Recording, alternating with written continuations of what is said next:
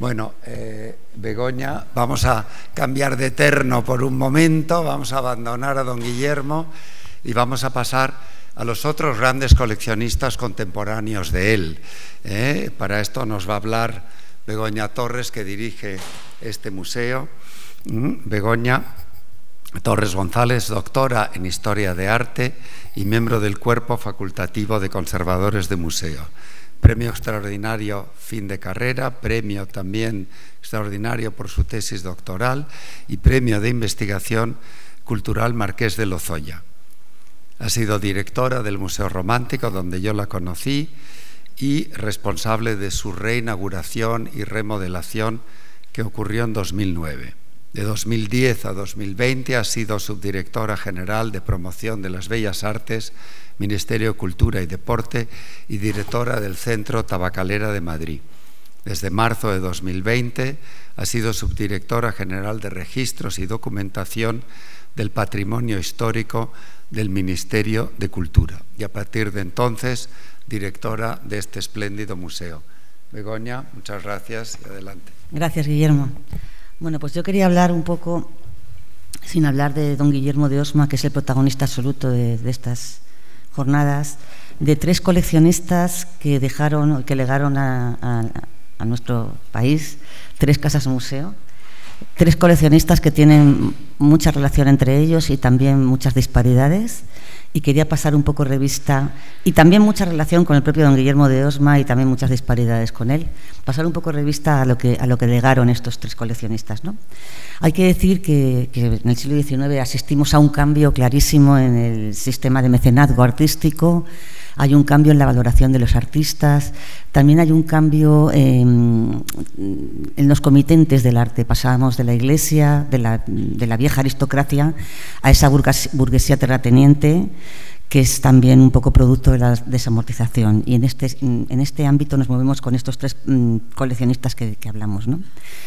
Es un momento en el que también está cambiando un poco esa falta de protección legal del patrimonio, está variando, se están introduciendo mejoras o novedades, y también el propio mercado del arte está como afianzándose, la obra de arte está tomando valor.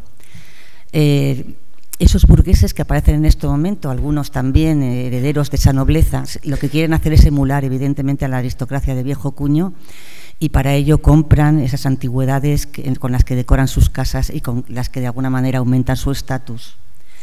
Sin embargo, estos tres coleccionistas de los que queremos hablar, aparte de tener esto, que también lo tienen, esa idea de emular a la vieja aristocracia, esa idea de aumentar su estatus, esa idea de pervivir, porque ahora también hay una idea de que las colecciones van más allá de la vida de las personas que los coleccionan y perviven en el tiempo.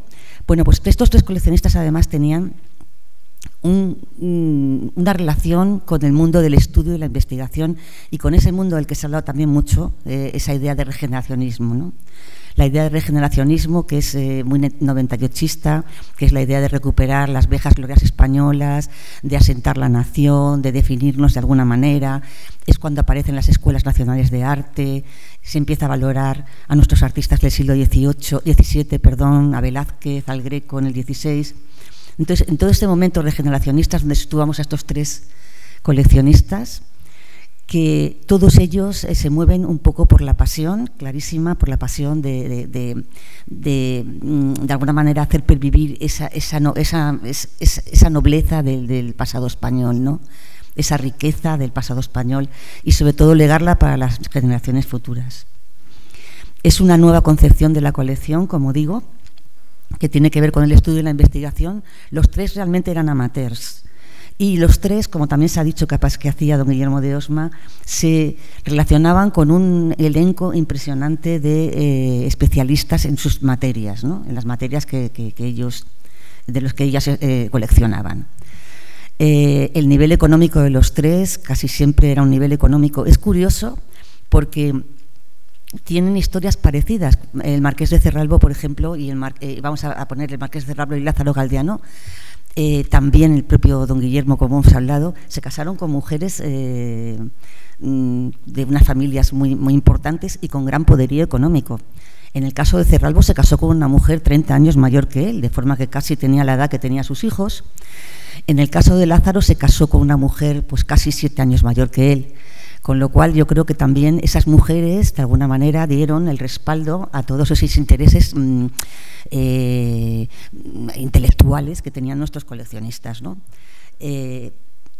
Todos estos 3 personajes de los que vamos a hablar, tanto el Marqués de Cerralbo como el Marqués de la Vega-Inclán, creador del romántico, como Lázaro Galdiano, curiosamente también los 3 no tuvieron descendencia. En el caso de Cerralbo, su mujer aportó 2 hijos. En el caso de Lázaro, su mujer aportó 3, pero ellos no tuvieron descendencia, cosa que también fue un elemento a tener en cuenta para esa idea de legar todas sus colecciones al Estado, ¿no? Todos se mueven dentro de un ámbito muy, muy parecido, que es la idea del eclecticismo, esa idea historicista de esa época, del gusto por las colecciones, sobre todo de la Reconquista hasta el siglo XVII, teniendo mucha importancia el siglo de oro, que es para ellos vital, para los 3. También hay como elemento en común es que ninguno o casi ninguno tenía interés por el arte de su época, cosa curiosa. Hacemos una brevísima excepción con el Marqués de la Vega-Inclán, porque sí que tuvo relación con bastantes artistas, lo que pasa es que tampoco los coleccionó, pero sí que tuvo una relación importante, por ejemplo, con Sorolla, con Huntington, que se ha hablado tanto aquí, y el Marqués de la Vega-Inclán es al que debemos realmente la creación del Museo Sorolla, ¿no? Y entre sus colecciones sí que aparecen artistas de la época como López Mezquita, Gonzalo Bilbao, etcétera, pero no era un gran coleccionista de su momento. A mí me parece una pena, ¿no? Porque tanto Lázaro, por ejemplo, que vivió tanto en París, en Nueva York, como el propio Cerralbo podían haber tenido esa visión un poco más de futuro, pero se quedaron, como digo, en esa idea del regeneracionismo, del arte español tradicional y de la escuela nacional española, ¿no? Los 3 crearon palacios, de alguna manera, para dejar estas colecciones que pervivirán en el futuro. Vamos a ir viendo un poco. Este es el palacio del Museo Cerralbo, que se ve. Ay, perdón. Ahí sí, ¿no? Sí. Bueno, no me quiero extender mucho porque tampoco tenemos muchísimo tiempo, pero todos ellos se mueven en el ámbito ese de la creación en Madrid de los grandes hoteles al estilo parisino o italiano, y todos con ese ámbito también, esa idea del regeneracionismo, moviéndose en torno a la arquitectura renacentista, quizás, ¿no? En el caso de Lázaro, como veremos, neoplateresca, que luego van variando porque realmente lo que son es unos eclécticos, ¿no? Este palacio que hizo el Marqués de Cerralbo en esa esquina de Ventura Rodríguez, en un principio estaba, como también pasaba con el de Lázaro, por ejemplo, vamos a relacionar Lázaro, Galdiano y Cerralbo en ese sentido. Quiero decir que Cerralbo era un noble de nobleza de vieja alcurnia, es decir, él venía, su título venía desde el siglo XV.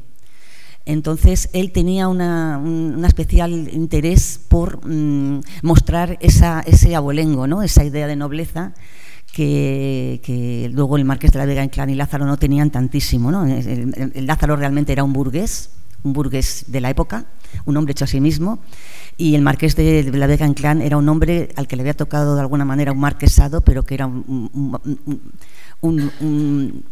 aristócrata, vamos a hablar, un noble pobre, ¿no? Entre comillas, lo de pobre, ¿no? Bueno, en el caso de Cerralbo, como digo, lo que más le importaba era esa idea de preservar su figura a lo largo del tiempo, y quiero leer, por ejemplo, un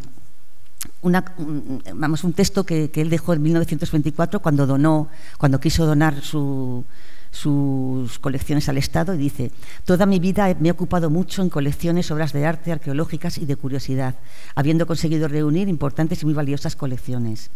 Y puesto que no tengo herederos forzosos, he resuelto disponer de estas colecciones en forma que perduren, siempre reunidas, y sirvan para el estudio de los aficionados a la ciencia y el arte. Es decir, pero más interesante que esto, dice, voy a cortar un poco el tema, dice, vamos a ver, que para ello dono mi piso principal, portería y gran escalera de la calle Ventura Rodríguez, número 2 en Madrid, destinado a contener todas las colecciones mías, tal y como se hayan establecidas y colocadas por mí, sin que jamás se trastoquen ni por ningún concepto, autoridad o ley, se trasladen del lugar, se cambien objetos ni se vendan. Esta cláusula, lo que ha traído como consecuencia al Museo Cerralbo es algo que puede ser pensado como beneficioso o como no. Esto es un debate que podríamos tener largo y tendido, ¿no?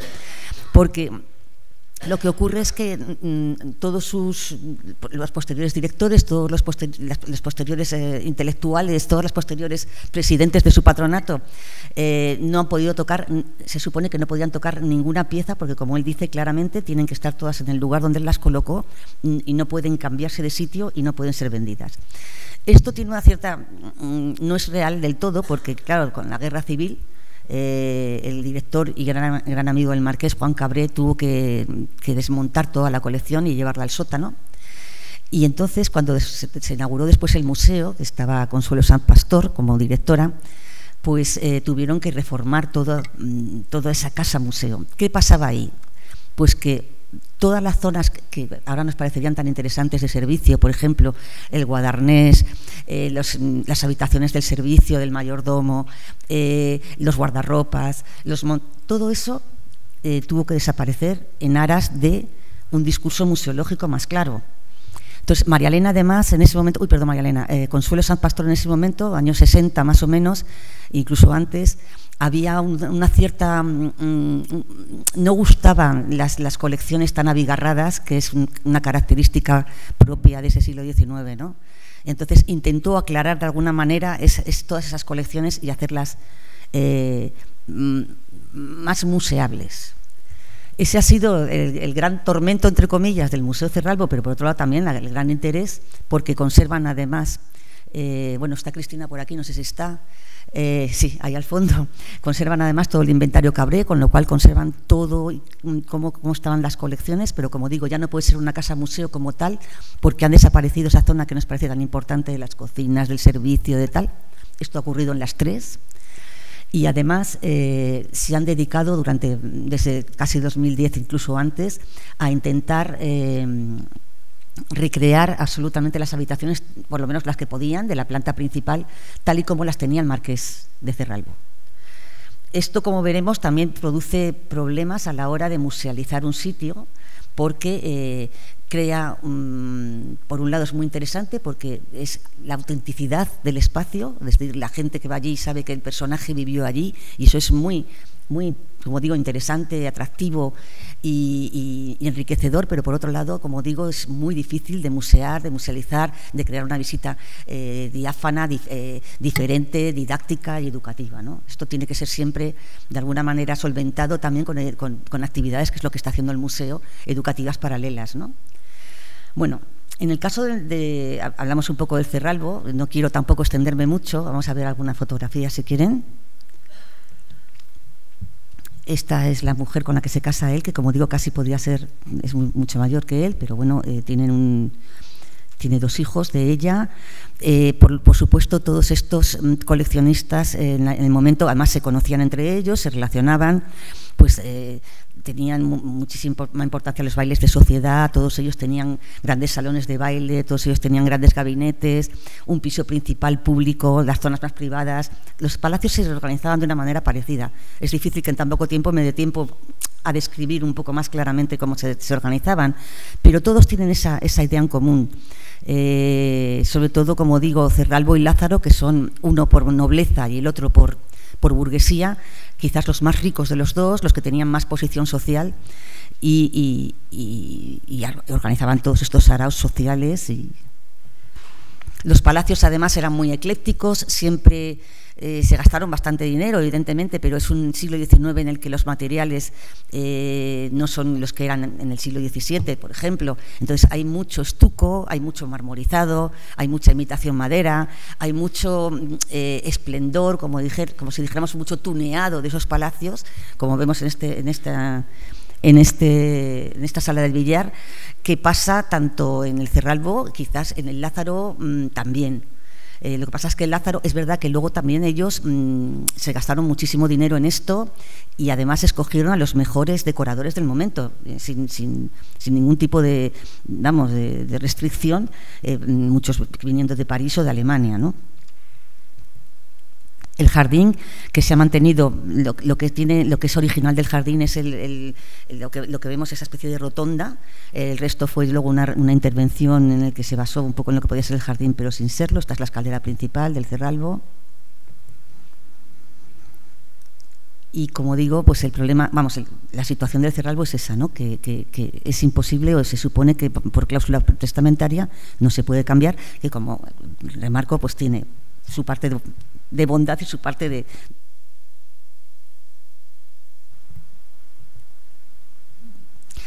A todos les gustan las armas, como ven. Ese tipo de armerías también existe aquí en el Lázaro.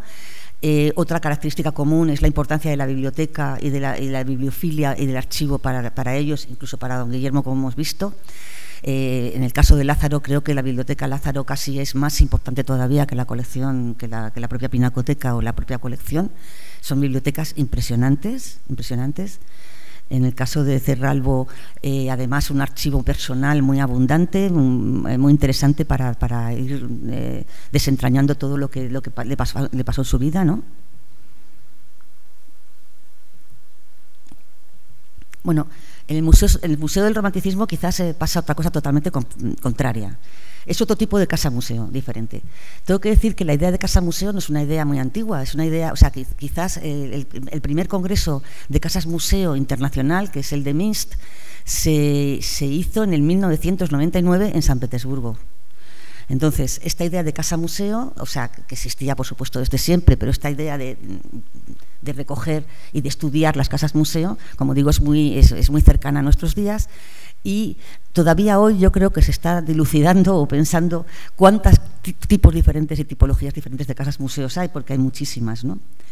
Yo cuando estaba en el Romántico hice 3 congresos, el último internacional en torno a los años 98, incluso antes de que se formara el de Minsk, sobre casas museo, que les invito están en internet, lo pueden ver, ponen Congreso Casas Museo y ahí aparecen las ponencias de muchísimas, casi todas las casas museo que hay en España y luego también algunas de fuera, ¿no? Bueno, en el caso del Museo del Romanticismo es completamente diferente el asunto, ¿no? Porque el Marqués de la Vega-Inclán, como he dicho ya, he apuntado, en este caso no se casó, no tuvo descendencia tampoco. Era un marqués pobre, entre comillas, había heredado el título de Alfonso XII, su padre, por ser gobernador de Puerto Rico.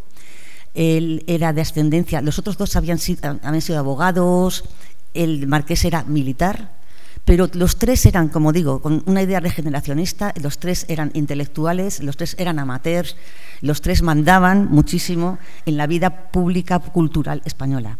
Porque los 3 tuvieron grandes, como don Guillermo también, grandes puestos, desde vocales de la Alhambra, del patronato, conservadores, patronato del Prado, la Real Sociedad de Excursiones, la Real Sociedad de Amigos del País, o sea, es decir, y incluso, por ejemplo, con el Cerralbo, pues conectados con la política. En el caso de Cerralbo era absolutamente, bueno, fue el embajador de alguna manera del carlismo. En el caso del Marqués de la Vega-Inclán, íntimo de Alfonso XIII, y en el caso de Lázaro también tuvo relación con la monarquía, ¿no? Entonces, esto desde el punto de vista político es muy difícil, porque como digo, son 3 personajes y no tengo tiempo tampoco de hablar tanto de ellos, ¿no? Pero como digo, el Marqués no tenía ese dinero, ese abolengo, y entonces lo que hizo fue, sí que compró, porque compró diferentes infraestructuras arquitectónicas que dejó al Estado español. Todas muy interesantes. Este es el Palacio de los Marqueses de Matallana, que es el actual Museo Romántico, que cuando él lo compró, desgraciadamente, pues había pasado un incendio, además era sede de una editorial, con lo cual todo lo que es el palacio, la estructura interna del palacio había desaparecido. Entonces, lo que él hizo fue lo que hicieron todos realmente en algunas ocasiones, salvo el Marqués de Cerralbo, que quiso dejarlo todo exacto, pues lo que hizo fue una recreación de alguna manera de lo que podía ser una casa del siglo XIX. Esa recreación, cuando a mí me tocó llevar a cabo la reconstrucción y la reinauguración del museo, yo lo aumenté todavía mucho más, lo potencié mucho más, porque realmente el Museo Romántico no es una casa como tal de un personaje auténtico, pero sí es una recreación absolutamente estricta y estudiada de lo que podía ser una casa romántica de esa clase social y de ese momento. Entonces, para mí fue mucho más, entre comillas, divertido, porque no me tenía que restringir a algo que había dejado un marqués predispuesto, sino que pude de alguna manera crear un mecanismo de visión mucho más amplio, un elemento quizás mucho más activo, menos pasivo y también quizás interdisciplinar. Es decir, que de alguna manera la casa nos estaba dando datos muy importantes de cómo eran los habitantes que podían haberla habitado, de cómo eran los gustos, de cómo se comía, de cómo se bebía, de cómo se dormía. Y todo eso creo que para el visitante es muy atractivo, porque al final son cuestiones de nuestra vida cotidiana que se reflejan en una casa, ¿no? Eso, para los puristas de las casas museo, era un sacrilegio, porque realmente no estaba reproduciendo la casa del Marqués de la Vega-Inclán y la casa de los marqueses de Matallana. Pero, como digo, desde mi punto de vista sí tiene ese interés, porque se consigue crear esa sensación muy clara, pero de una manera más, como digo, más activa, mucho más didáctica y más museal que cuando tenemos algo tan estrictamente decidido, ¿no? Hay que decir también una cosa interesante, y es que quizás me estoy diciendo muchas cosas y no sé si tenemos tiempo. Hay algo que determina clarísimamente la visión de época desde el punto de vista de la decoración, que es la cantidad de objetos en masa dentro de una habitación. Entonces, en esta época, en la época del romanticismo, los objetos en masa eran de casi un 75%, frente a, por ejemplo, un 8% que podía haber en los años 30. O sea, que del cubo blanco, que es típico de la contemporaneidad, que es no hay nada, paredes blancas, los cuadros sin nada, a de repente lo que era el estilo de decoración isabelina, que era, como digo, con un 75% de bibelots, de elementos de decoración, heredado ese romanticismo por todos estos, como por ejemplo el Marqués de Cerralbo, ¿no? Que heredó por todo el eclecticismo, ¿no? Que hereda esa idea de objetos en masa dentro de la habitación como parte de esa decoración, ¿no? Aquí vemos las fotos, bueno, como digo, el Marqués como pues como el Marqués de la Vega-Inclán, pues como fueron tanto el Cerralbo como el Lázaro, pues hizo muchísimo, en este caso cada uno hacía por ejemplo, Cerralbo tuvo mucho interés, mucha inquietud por el tema arqueológico, llevó a cabo más de 100 excavaciones en el Alto Jalón, descubrió elementos de la arqueología muy importantes. El Marqués de la Vega-Inclán tuvo mucha inclinación por el tema del turismo. Y era un personaje un poco, el característica diferente, ¿no? Porque como era, estaba vinculado con ese tema de turismo, que fue el que introdujo el turismo cultural en España, frente al de sol y playa que existía de toda la vida, ¿no? Como buen ideador del turismo cultural, pues él creaba siempre infraestructuras culturales que tuvieran, de alguna manera, pues un impacto en las personas que lo visitaban. Aquí toca hacer un paréntesis porque una de las cosas que hizo, y a lo mejor Rafael no sé si estará de acuerdo conmigo, puede ser que no, que fue la casa del Greco en Toledo.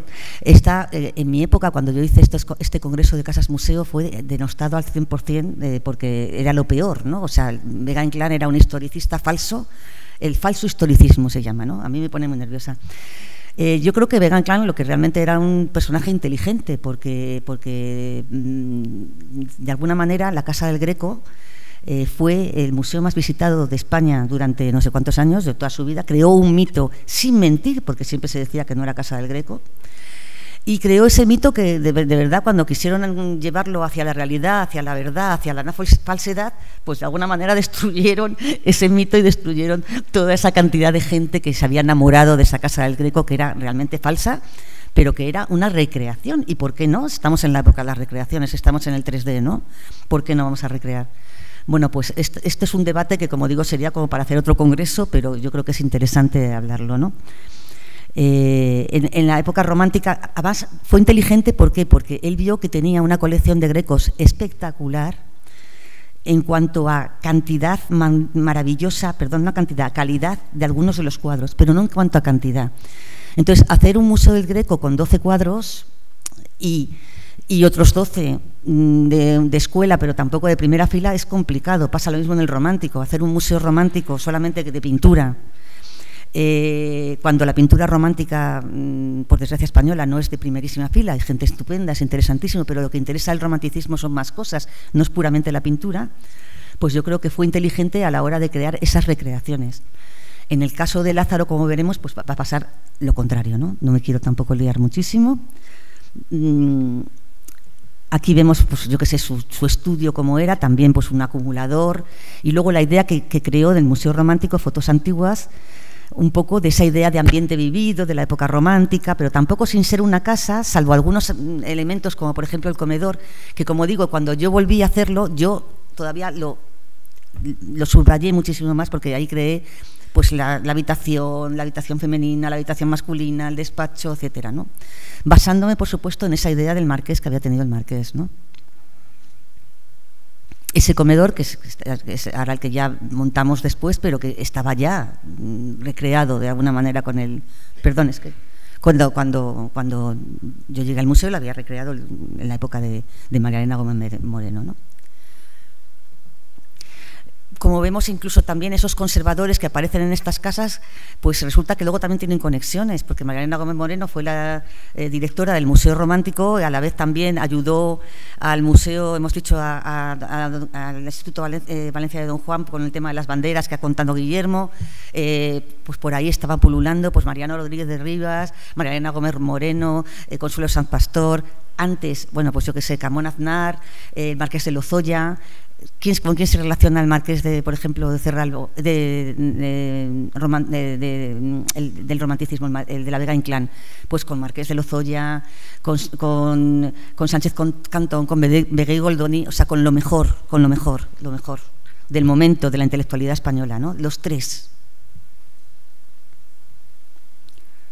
Bueno, en el caso de Lázaro, tampoco me quiero extender, como he dicho mucho, pues el palacio quizás era todavía mayor, porque había más dinero.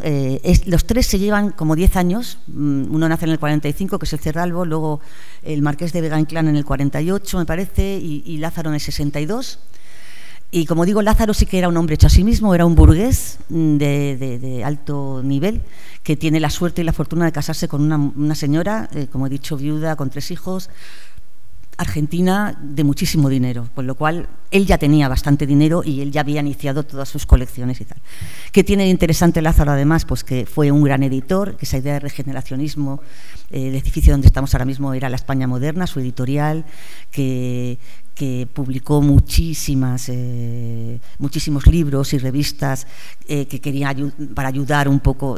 Era una época también de analfabetismo en España, en el cual pues estaban todos los más importantes literatos del momento, desde Galdós hasta la Pardo Bazán, íntima amiga suya, Clarín, o sea, todos. Y lo que hizo fue una labor importantísima de difusión de la cultura, realmente, ¿no? Que es lo más importante quizás que veo en Lázaro, ¿no? Aparte de que ese poderío económico también le empujó, era más joven, como he dicho, que estos otros, le llevaba 20 años a Cerralbo y viajó mucho más que ellos, incluso él residió también en Nueva York, residió en París y tuvo acceso a colecciones, como por ejemplo la de Damien Hirst, o colecciones muy importantes que se ven en su luego pues lo que es el museo hoy, ¿no? Las impresionantes colecciones que tiene, ¿no? Aquí vemos a doña Paula con sus hijos, con 12 sus hijos. ¿Qué pasa con el Museo Lázaro en cuanto a la recreación de ambientes? Pues efectivamente un poco lo que pasó en el Cerralbo. Es decir, es diferente porque Lázaro fue muy generoso en ese sentido, o a lo mejor es que le pilló de alguna manera el carro cuando murió y no lo dejó establecido, pero él no deja ninguna cláusula de lo que se tiene que hacer con su colección. Simplemente dona todo, y no solamente su colección, no solamente su palacio, sino todo, absolutamente todo al Estado. Todo era mucho, ¿eh? Esta fundación ha estado viviendo de eso desde el año 47 hasta hoy, ampliamente, no solamente viviendo ampliamente, que ahora no es el caso, sino también apoyando el patrimonio español, porque, por ejemplo, con la Fundación Lázaro, voy a decir así como a voz de pronto, pues de repente los frescos de San Baudilio de Berlanga que se perdían, los recuperó él, la Fundación Lázaro, la Fajería de Zaragoza, pues... O sea, hizo una labor de protección del patrimonio muy importante, pagando dinero para esa protección en un momento en el que tenía mucho, porque como digo, Lázaro tenía mucho, se va acabando, evidentemente. Bueno, aquí presento unas fotos del año 1920, cómo estaba la casa en ese momento, ¿no?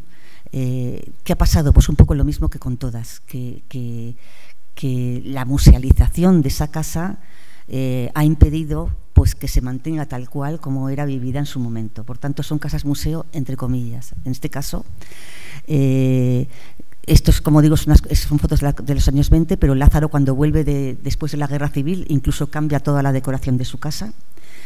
Y después, evidentemente, pues cuando ya se crea la fundación y se crea el museo, pues hay una serie de necesidades, pues como le pasa también al Cerralbo, que si de repente necesitan pues espacios para musealización, y entonces tienen que arramplar pues con todo el tema de, por ejemplo, la tercera planta, que era todo lo de servicios, cocinas, guadarnés, eran además casas como muy modernas para su época, tanto la Cerralbo como la del Lázaro, tenían calefacción, tenían montacargas. Aquí en este caso todavía se conserva el Stingler, el ascensor del 1903, que era el mismo que se ponía en el Palacio Real, y todavía lo tenemos, el montacargas, montaplatos, teléfonos, calefacción a vapor, es decir, electricidad. Tenían una vida muy sosegada, con mucho confort.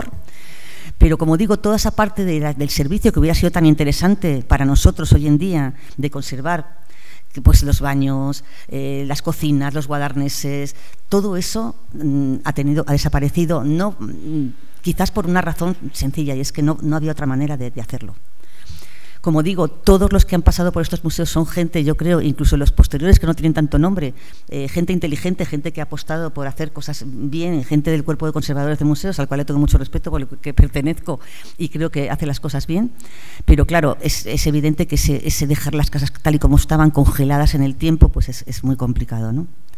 En el caso de Lázaro, además, la colección de la Pinacoteca es tan impresionante que es verdad que a veces estas casas tan llenas de objetos disturban un poco lo que es la contemplación de las colecciones, ¿no? Entonces, los anteriores directores, Camón Aznar en este caso, decidieron, junto con Chueca Goitia, cuando se intervino en el año 60, pues dejar esa idea de ambiente, un ambiente recreado, porque también se lo inventaron, no eran exactamente las habitaciones tal como las había dejado Lázaro, pero también crear un museo. Para ello reservaron o dejaron toda la planta noble, lo que es el salón de baile, como podrán ver si se lo visitan, toda la zona gótica, etcétera, dejaron toda esa decoración maravillosa, pero desapareció esa idea de ambiente vivido que era el típico de la casa museo, ¿no? Ahora nos podemos plantear qué era mejor, qué hubiera sido mejor, qué es mejor. Pues yo creo que, como digo, esto daría para un debate largo y tendido, porque yo creo que no sé si todo el mundo estaríamos de acuerdo con cada una de las cosas, ¿no? En el caso de Lázaro, ya termino, como todos, tenía su... Bueno, él era además un personaje, como pasa con el Cerralbo también, muy entrometido en su casa. Volvió loco a los arquitectos. No sé si Cerralbo le pasó lo mismo. Lázaro tuvo 3 diferentes porque les volvió locos a todos. Iba cambiando de opinión, iba cambiando de tal, la decoración tenía que ser como él dijera. Aquí, en un momento determinado, pues por algunos documentos sabemos que había hasta 82 albañiles a la vez. Sabemos, por ejemplo, que de 200 y pico mil pesetas que le iba a costar pasó a 900 y pico mil pesetas que le costó finalmente, 3 veces más. Es decir, que eran personajes que tenían también esa idea amateur de que eran arquitectos, también eran decoradores y bueno, en fin, difícil tratar con ellos en ese sentido, ¿no? En eso también se parecen todos ellos, aunque sean muy diferentes. Aquí vemos esto que ha desaparecido absolutamente, que pues toda la zona como digo, esto estaba todo en la segunda planta, que era la zona donde ellos vivían. Todos ellos vivían, pues bueno, tenían 2 habitaciones cada uno, la de verano, la de invierno, el Cerralbo también, o sea que en ese sentido, como digo, pues todos, y aquí veis un poco, estas son todas de los años 20, ¿no? Pero vamos, es verdad que parte de ese sabor está y se conserva, y es verdad también que desde el punto de vista museológico, pues aunque está muy lleno, porque son museos muy llenos, pero el montaje es más claro. Bueno, y sin más, pues decir que yo creo que efectivamente hay que rendir un homenaje muy claro, clarísimo. Yo por lo menos me quito el sombrero ante todos estos personajes, personas intelectuales, los 4, porque claro, están muy conectados, y que yo creo que en una España como la que estamos viviendo en esa época, en esos momentos, fueron personas muy inteligentes, fueron personas muy generosas, que nos donaron pues gran parte del patrimonio que hoy conservamos. O sea que muchas gracias. Gracias.